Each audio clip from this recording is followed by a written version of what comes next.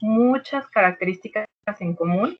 Entre ellas es pues que tienen el factor reumatoide negativo y que tienen el HLA-B27. Entonces aquí igual es de origen idiopático, sin embargo la cuestión genética pues va a estar muy asociada al desarrollo de esta patología. Entonces tenemos varios factores que pueden desencadenar como tal la patología, pero el factor genético es muy fuerte. Sin embargo, no es definitivo. El hecho de tener el HLA-B27 positivo no quiere decir que ya se tiene la enfermedad como tal. Y bueno, este grupo de patologías a la que pertenece la espondilitis anquilosante, pues también tenemos la espondilitis indiferenciada, tenemos el síndrome de Reiter, tenemos artritis reactiva, artritis psoriásica, enfermedad inflamatoria intestinal, y todas ellas comparten estos procesos inflamatorios a nivel de la éntesis, de la articulación. Entonces es artritis, entesitis, dactilitis, gran cantidad de procesos inflamatorios. No quiere cargar. Bueno, realmente ahorita es teoría, no es necesario que vean tantas imágenes.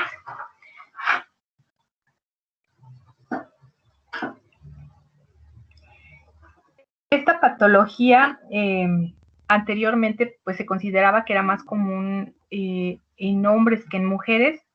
Ahorita también, sin embargo, las estadísticas han cambiado un poco. Antes se tenía una idea que a lo mejor eran 3 a 4 hombres por cada mujer. Actualmente está poco más de 2 hombres por cada mujer. Sin embargo, pues también puede ser que no se tuvieran las estadísticas necesarias, ¿no? El HLA-B27 es una constante que van a tener estos pacientes, y también es importante saber que esta patología, si tenemos a alguien con el HLA-B27 y un familiar directo con el HLA-B27 positivo, pues esta persona va a tener más posibilidades de tener la enfermedad como tal. Si solo tenemos el HLA-B27, tiene la posibilidad de desarrollar la enfermedad, pero no es tan grande esa posibilidad como si tuvieran un familiar.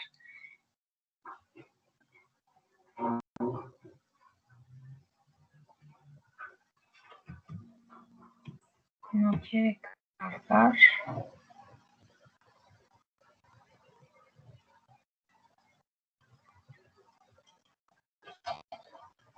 Y bueno, ¿qué características clínicas tienen estos pacientes? Ya les había mencionado que la sacroileitis, bueno, la artritis, que principalmente es a nivel sacroiliaco, a nivel de la columna vertebral, la entesitis, que es la inflamación a nivel de la éntesis, dactilitis y sinovitis. También esta patología tiene afectación a nivel extraarticular, como puede ser a nivel de corazón, de intestino, de piel. Y pues está muy asociada a la historia familiar. ¿Ya se proyectó? Creo que no está compartiendo pantalla, o no sé si sea la conexión. No me deja, no sé si salgo no y vuelvo a entrar porque está cargando. Doctora, ¿y si sube la presentación a archivos y uno de nosotros se lo proyecta para que así continúe con su presentación? A ver, déjenme ver. La cosa es que ya no me deja hacer como actividad.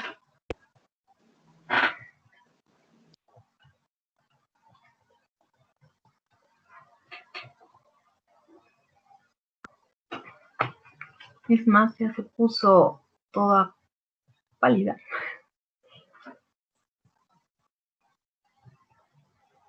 Voy a ver si me puedo salir y regreso otra vez. Sí, aquí le esperamos, doctora. Porque no, ya se trabó toda la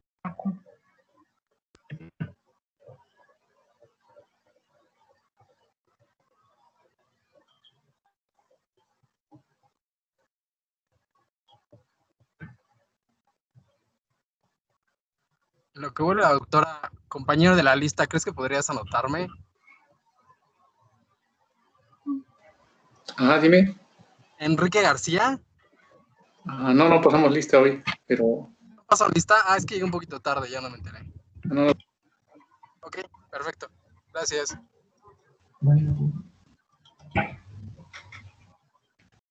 Esperen, ¿entonces ya pasaron lista o no? no hemos pasado lista. No se ha pasado lista, Si quieres, compañero. aprovecha y pasa en lo que vuelvo a reiniciar aquí, porque Sí, doctora, lo esperamos, no se preocupe. Bueno, está bien, doctora. Bueno, entonces pasan su lista. Acevedo Calzada. Presente. Aquino Valeria. Aquino Valeria. Presente. Y presente, por favor. Arenas García. Presente. Aquí. Bonifacio Juárez. Aquí, presente. Castañeda Amador. Presente. Castillo Menéndez. Presente. Castillo Velázquez. Presente. Celi Sánchez. Presente. Cruz López. Presente. De Crescenzo. Presente. Elías Pérez. Presente. Fernández Irigoyen. presente. Fernández Pérez. Fernández Presente. Pérez. Ana. Presente, Fernández Pérez. Ok. Gallardo. Ana Karen. Presente. García Gaona. García Gaona. Presente. González González. Presente. Hernández Riverol. Presente. Hernández Riveros. Presente. Huitil Rivera. Jaramillo Muñoz. Presente. Luna Calderón. Presente. Machorro Sayas. Presente. Martínez Márquez. Presente. Martínez Pérez. Presente. Montealegre Tlacomulco. Navarrete Rojas. Presente. Orozco Viveros.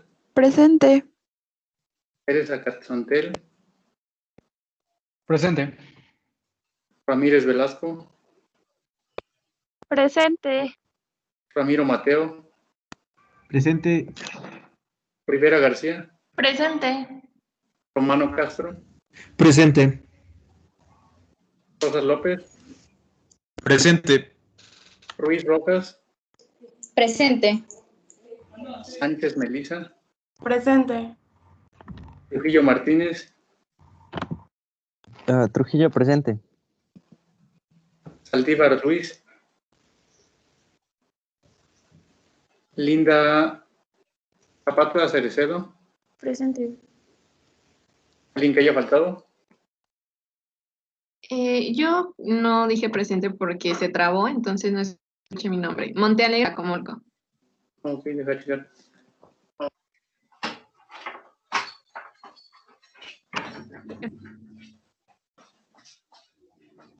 Ya te la puse. ¿Nadie más falta?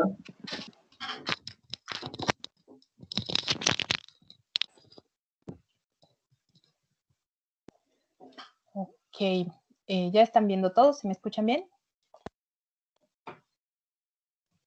Sí, ya se ve la presentación, por cierto. Ok. Sí, doctora, ya. Entonces, esta patología de espondilitis anquilosante pertenece a un grupo de espondiloartropatías. Y bueno, espóndilo, es importante que recuerden, significa vértebra, anquilos, fusión. Y esta espondilitis anquilosante es el prototipo de las espondiloartropatías seronegativas. Que bueno, este grupo de patologías pues, tiene un amplio espectro clínico tiene como características el HLA-B27, el factor reumatoide negativo, la inflamación a nivel articular, sobre todo a nivel de la columna vertebral, de las sacroiliacas, como pueden ver ahí en la imagen, en el esqueleto axial. Y pues tenemos una espondilitis anquilosante de predominio periférico y otra de predominio axial. La de predominio periférico, pues es sobre todo articulaciones grandes, como es cadera, rodilla y tobillos. Y la ausencia del factor reumatoide, infortunadamente, hace que esta patología se tarde mucho en hacer el diagnóstico.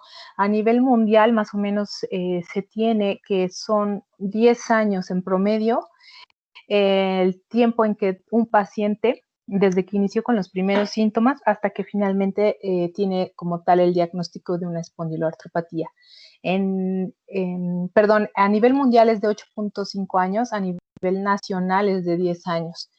Y bueno, esto no es bueno para el paciente porque la afectación que la inflamación dejó en este paciente ya no tiene vuelta atrás. Entonces, este proceso inflamatorio a nivel del esqueleto axial y de las sacroiliacas va a llevar a la fusión vertebral y sacroiliaca, por lo tanto el paciente pues va a tener disminución de la movilidad. En el caso del esqueleto axial, pues de flexión anterior, flexión lateral, extensión.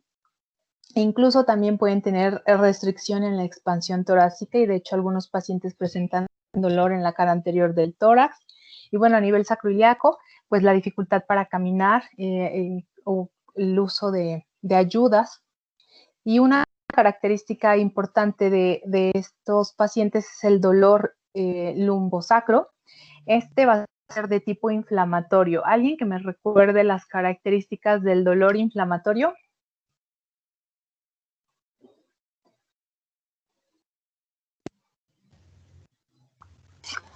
Era el que disminuía con el movimiento y aumentaba con el reposo.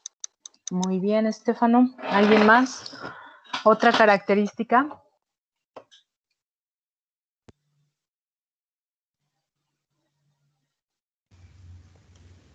Igual creo que había mencionado que ese tipo de dolor era en el que el paciente refería que le causaba más molestias durante la noche y que por lo mismo no podía dormir. Ok, entonces dolor que despierta por la noche y dolor que se exacerba con el reposo. Muy bien, Linda. ¿Alguna otra característica?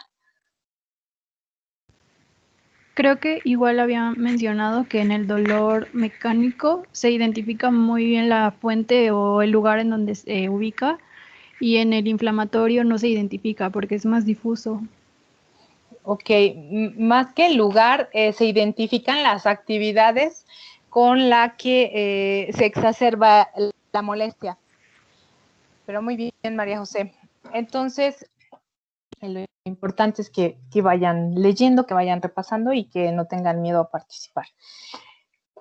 Para las LASAs, que de hecho pueden buscar esta página en internet y van a encontrar bastante material sobre espondilitis anquilosante, pues manejan diferentes clasificaciones o criterios de clasificación para el dolor lumbar inflamatorio. En el caso de espondilitis anquilosante maneja que sea menores de 40 o 45 años de edad. De hecho, esta es una patología que se presenta en personas jóvenes. Les digo, la mayoría son varones. El que lo despierte por la noche, el que con la actividad mejore, que con el reposo se exacerbe y la gran mayoría que presenta un dolor lumbar va al médico y finalmente lo que les dan pues es para el dolor, ¿no? Tiene dolor, pues le mandamos sus aires. Si está inflamado, mandamos los esteroides. Pero realmente si no se hace una buena historia clínica, si no se identifica si es un dolor inflamatorio o un dolor mecánico, pues el paciente nada más va a ir como paliando los síntomas, pero no va a encontrar realmente el tratamiento a la patología. Entonces, el 90% de las lumbalgias son por situaciones mecánicas, pero el otro 10% pues pueden ser múltiples patologías y dentro de ellas, pues hasta un 5% de situaciones graves, como puede ser una neoplasia, un proceso infeccioso o una enfermedad autoinmune como esta. ¿Qué mencionamos de artritis reumatoide? ¿Afecta o no a la columna lumbar?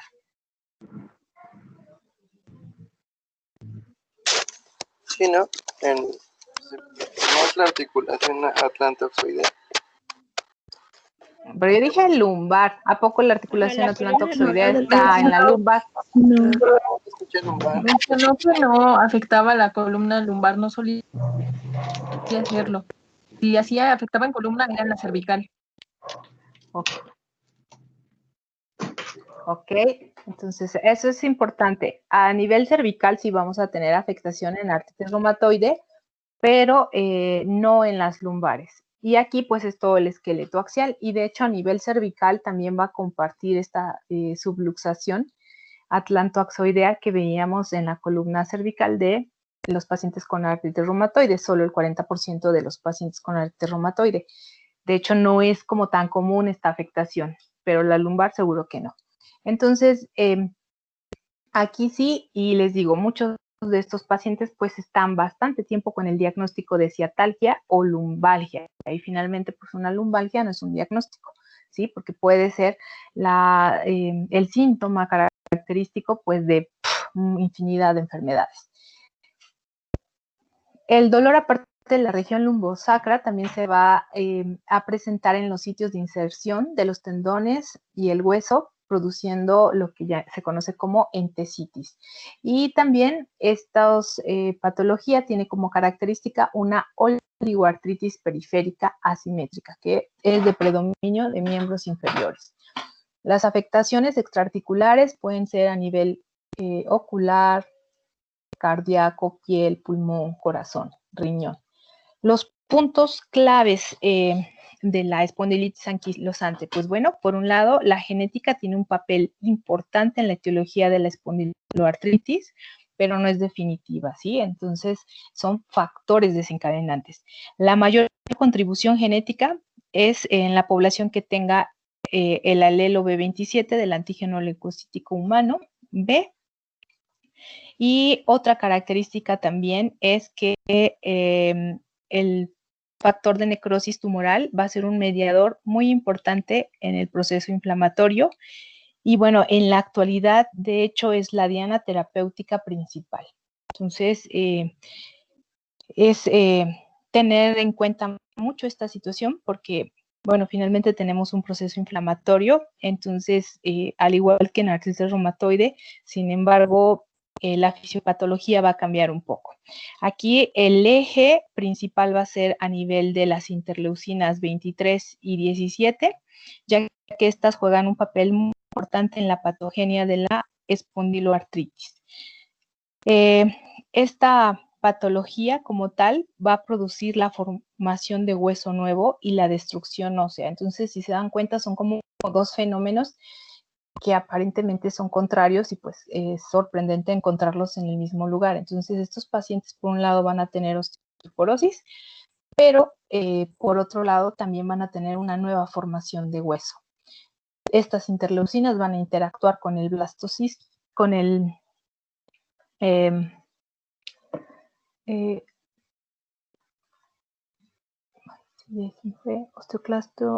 con el osteoblasto y por eso vamos a tener esa nueva formación ósea y lo que nos va a dar a nivel de la columna vertebral es los famosos sindesmofitos que van creciendo y finalmente en la cara anterior de la columna vertebral nos van a formar cuando ya llegan a converger lo de una vértebra con otra en un puente óseo. ¿Y cuál es la función de un puente? Pues la unión. Entonces va a ser la unión de un hueso con otro. Aquí tenemos pues la sacroileitis, que es la característica principal. Es importante el que si el paciente tiene una sacroileitis se evalúe, sobre todo si es una persona joven, el que no tenga una espondiloartropatía. Realmente en una radiografía, los primeros grados de sacroileitis, pues es muy difícil identificarlos, ¿sí? Aquí, por ejemplo, ya se ve cierta erosión se ve un pseudoensanchamiento de la línea articular. Sin embargo, por ejemplo, en una tomografía, pues es mucho más fácil, como pueden ver aquí, ya se nota, o sea, sí está en la línea articular, pero ya pues se puede observar dónde están las flechas, las regiones donde hay sinovitis. Entonces, es mucho más fácil y obviamente se puede observar cuando todavía no tiene tanto tiempo de afectación. En una radiografía realmente es muy difícil. Simplemente ya cuando estamos a lo mejor en un grado 3, 4, pues obviamente es más fácil identificarlo, pero hay que recordar que es importante el diagnóstico temprano para que el paciente tenga pues mejor calidad de vida. De la éntesis, la más afectada pues es la del tendón de Aquiles y bueno, también en una resonancia magnética, pero sobre todo se utiliza con STIR, con contraste con gadolinio, para poder observar pues las zonas de inflamación. Y bueno, a nivel radiológico se van a presentar la cuadratura de las vértebras, los sindesmofitos, la famosa caña de bambú, la calcificación de los ligamentos. Y bueno, mencionábamos que este grupo de patologías puede presentar psoriasis, inflamación a nivel intestinal, uveitis. Afecta más a hombres que mujeres, pero realmente pues no son tan marcadas las diferencias, son 2.5 hombres por cada mujer. Por ejemplo, vamos a ver lupus, que será el siguiente tema, donde tenemos de 9 a 10 mujeres por cada hombre, ¿no? La prevalencia es de 68 a 210 personas por cada 100,000 habitantes. La incidencia es de poco más de 7 pacientes por cada 100,000 personas al año. Y la etiología, recalcamos, es desconocida, es idiopática, pero existen factores genéticos, ambientales, inmunológicos que pues van a influir en que se desarrolle la enfermedad. Aquí tienen más o menos las estadísticas a nivel mundial sobre esta patología. Como verán, en América del Norte pues hay una mayor incidencia y prevalencia de la enfermedad. Bueno, en este caso es una imagen para prevalencias, pero pues bueno, hay zonas en donde el HLA B27 es más común, sin embargo el tenerlo no quiere decir que ya va uno a tener la enfermedad. Aquí tienen en un estudio que realizó el doctor Rubén Burgos, que es reumatólogo, es mexicano, pues él encontró que para México la epidemiología es en el 90% de los pacientes con espondilitis van a tener el HLA-B27 y más del 95% el subtipo 0,5. Las espondiloartropatías que más se van a presentar es con afectación a nivel axial y periférico, o solo axial o periférico y entesitis. La mayoría inicia con una espondiloartritis indiferenciada, que es un 42%. Sin embargo,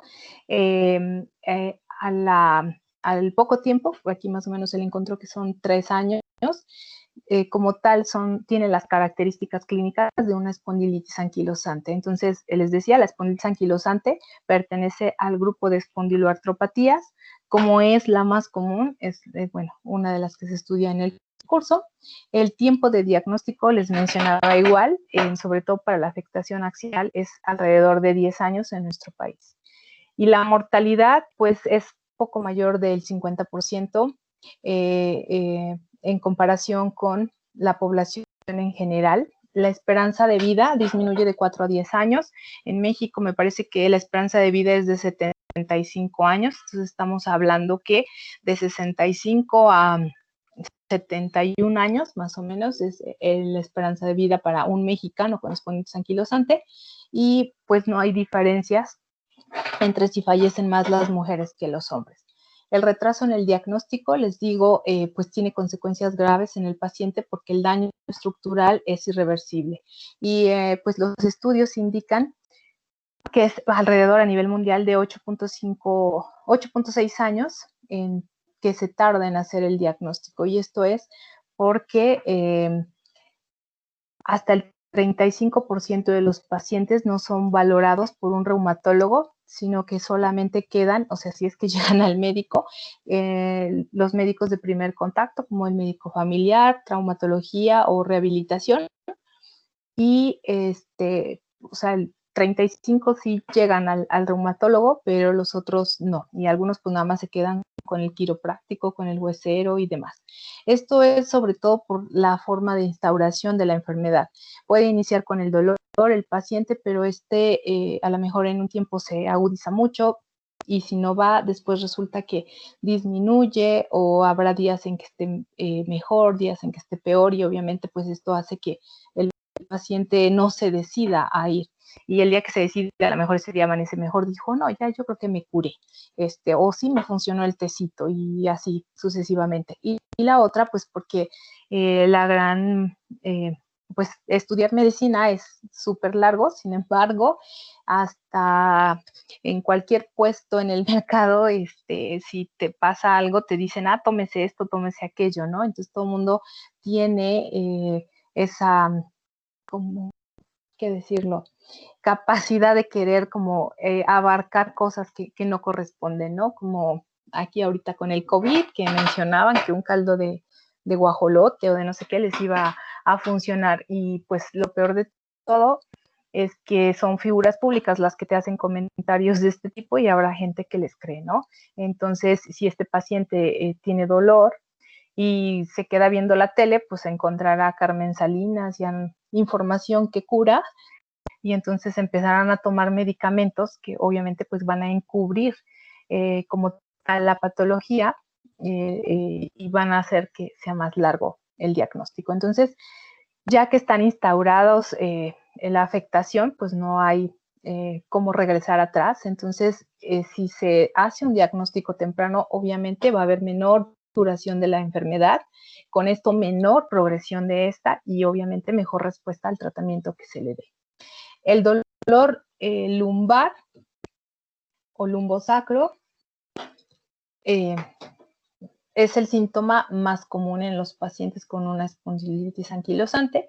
Hasta el 75% de ellos tienen esta situación, y pues es consecuencia al proceso inflamatorio instalado en las articulaciones sacroiliacas y en las diversas estructuras de la columna vertebral. Ya habíamos mencionado, es un dolor inflamatorio, entonces aumenta con el reposo y mejora con la actividad física.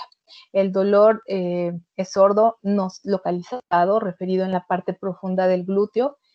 Se va a ir alternando, y de hecho en pocos meses se va a presentar de forma bilateral.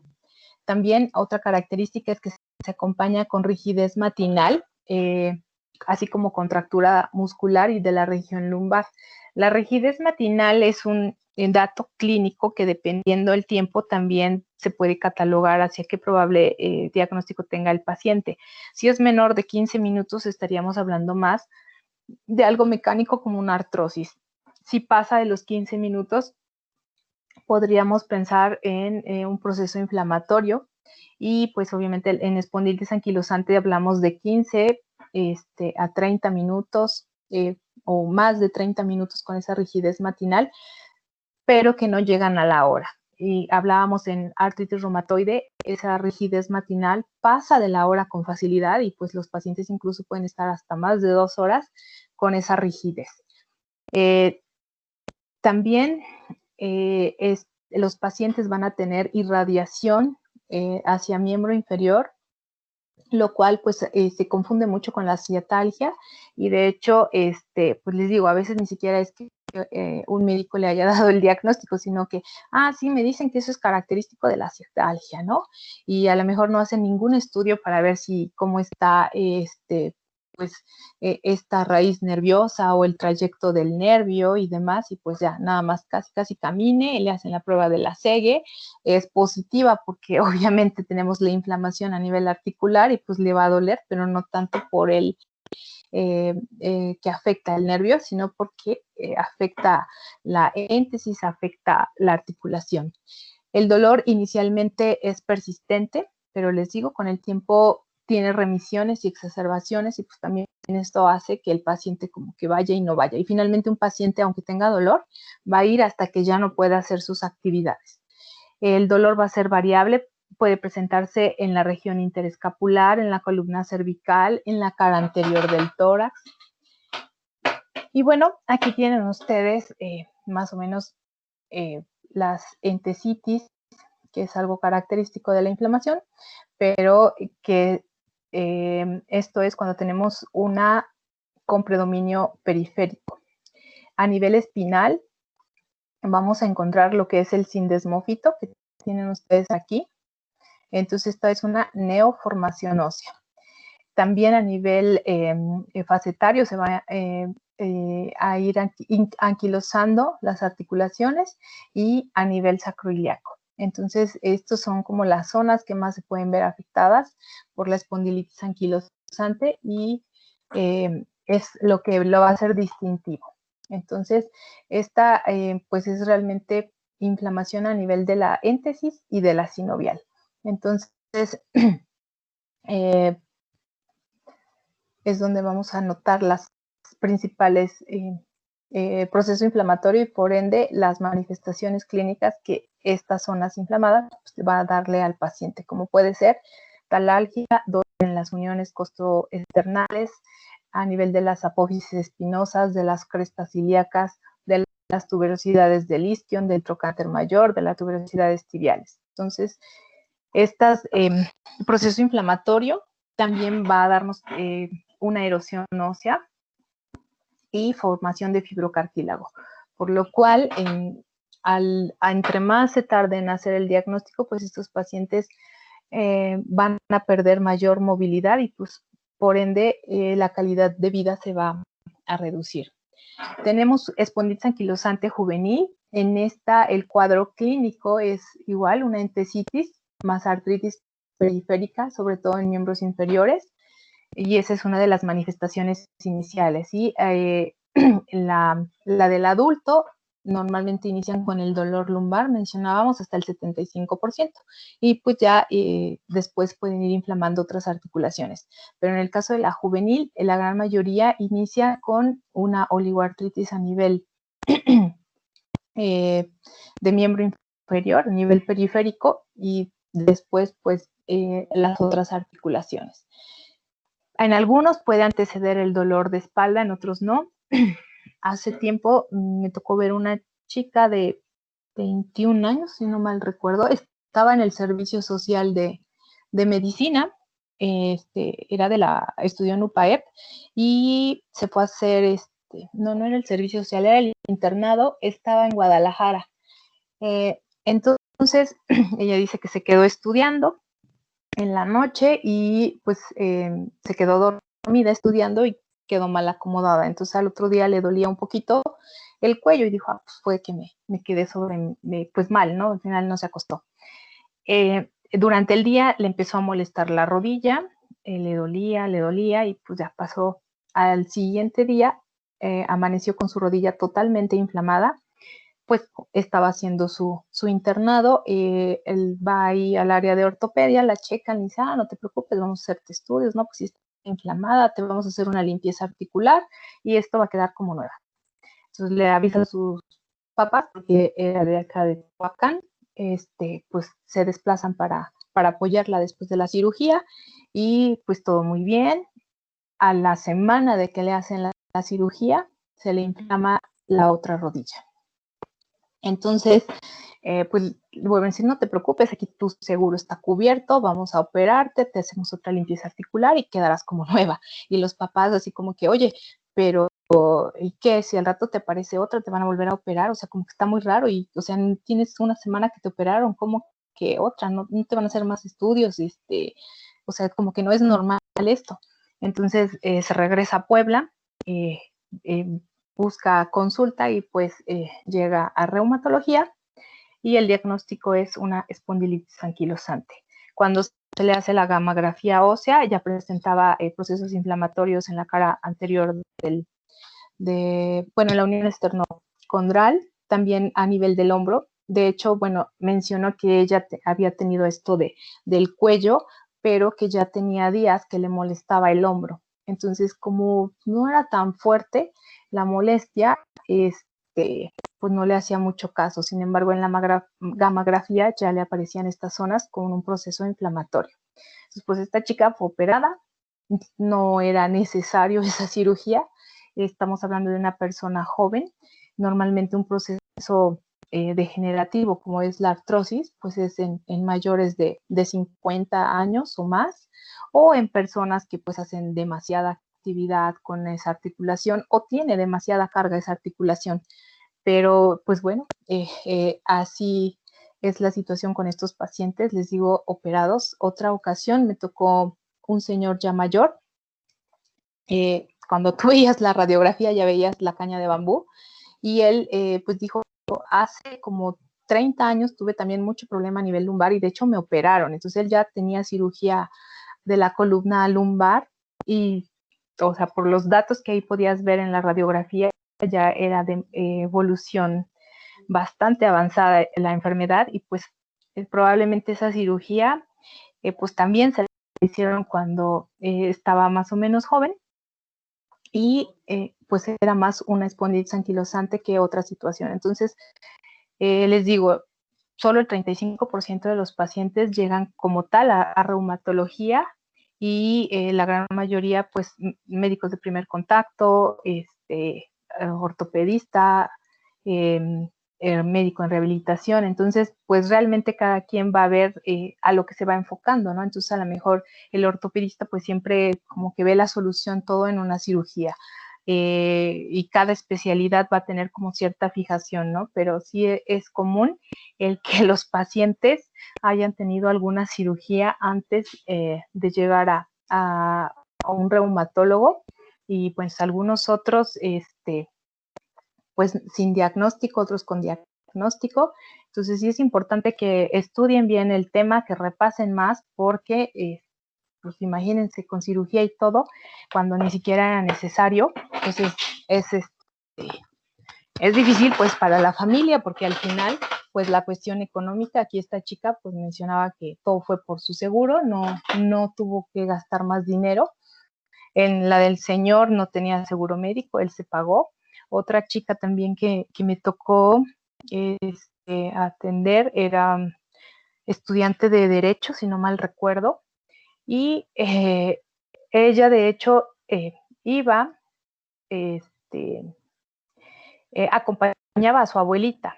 Entonces, pues ya digamos que en la consulta dijo, oye, a mí también me duelen pues las rodillas y de hecho ya tengo una cirugía y no sé qué, pero ahora me empieza a molestar la otra. Yo tenía de la cirugía como 3, 4 años, no recuerdo si tenía ella como 22, yo creo que había dejado de estudiar porque para esa edad pues, normalmente ya habían acabado esa carrera. Y pues al hacerle todos los estudios, resulta que también una espondilitis anquilosante. Entonces, ya tenía 3, 4 años con su cirugía. Entonces, muchas veces es por no conocer como tal las enfermedades, o algunas se conocen, pero se hacen estereotipos, incluso que para algunos sí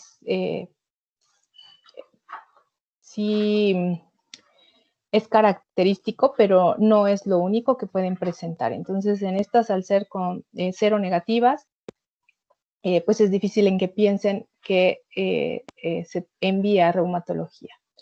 Entonces, hasta ahí le dejamos, chicos. Nos vemos el día viernes y ya les dejé quienes van a exponer para el próximo lunes. Está. Gracias. No se tengan duda, tratamiento y criterios. Y bueno, cuando terminemos espondilitis anquilosante, presentará al equipo de Ana y de Zaira igual tratamiento y criterios para espondilitis. Gracias, doctora. De acuerdo, gracias, doctora. Gracias. Sí, gracias, doctora. Gracias, doctora. Buenas Gracias. tardes. Gracias, doctora. Buen día. Buena tarde, nos vemos. Dígame.